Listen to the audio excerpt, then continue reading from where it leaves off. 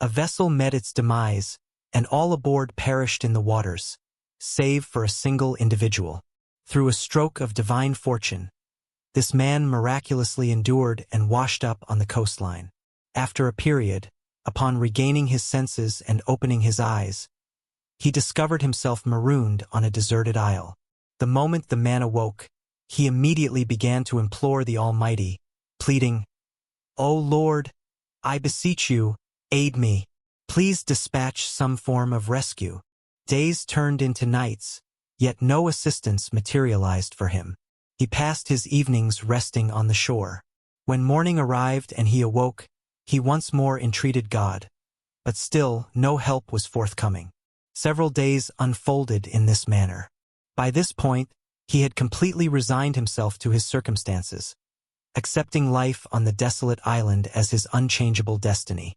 The man began to gather timber and foliage and constructed a modest shelter for himself. He salvaged what supplies he could from the wrecked vessel and stored them within his new dwelling. He started to sustain himself by consuming coconuts and fish found on the island. Residing in his hut, he began to pass his days. One day, he ignited a fire and went in search of sustenance. Upon his return, he discovered that his hut was engulfed in flames. He was overcome with profound sorrow at the destruction of his sole refuge. In his anguish, he lifted his gaze skyward and began to reproach the divine, exclaiming, "O Lord, I urged you to send me assistance, but you ignored my entreaties.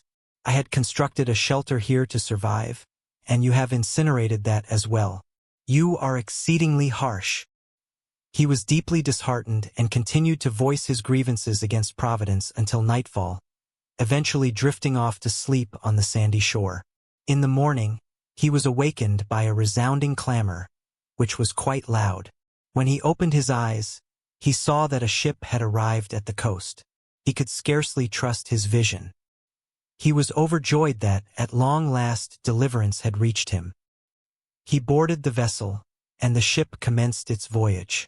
After settling on the ship, the man inquired of the captain, "How were you aware that I was stranded here on this isolated island?" The captain responded, "We observed a smoke signal emanating from the island. We deduced that someone was present there. That is why we came here."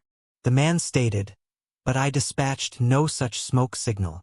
The captain affirmed, "Nevertheless, we have come here only after observing the smoke signal." Just then, the man recalled his incinerated shelter. He realized that the smoke signal the captain was referring to was, in fact, his burning hut. He understood then that it was the Almighty's design to rescue him from the deserted island by allowing his hut to catch fire. He comprehended that Providence's plan is far greater than any plan he could devise for himself, and he began to offer his gratitude to God. If we examine our own lives, we will discover that we engage in extensive planning, yet often what we desire does not come to pass, and what does occur is not of our choosing. We consistently attempt to comprehend life's occurrences through our limited understanding. When adversity befalls us, our faith begins to falter, our patience starts to wane, hope begins to diminish, and we commence complaining to the Almighty.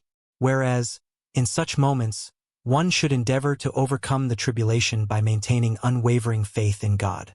In a world populated by over 7 billion individuals, God has a distinct purpose and a meticulously crafted plan for each and every one of us.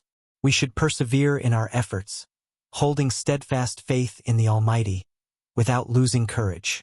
Our endeavors, coupled with God's blessings, can guide us through every adversity. Therefore, whenever in your life you perceive that your plans are failing and everything seems to be unfolding contrary to your wishes, always remember that perhaps God has an alternative plan for you, and His plan is invariably grander, more audacious, and ultimately better than any plan you could conceive for yourself.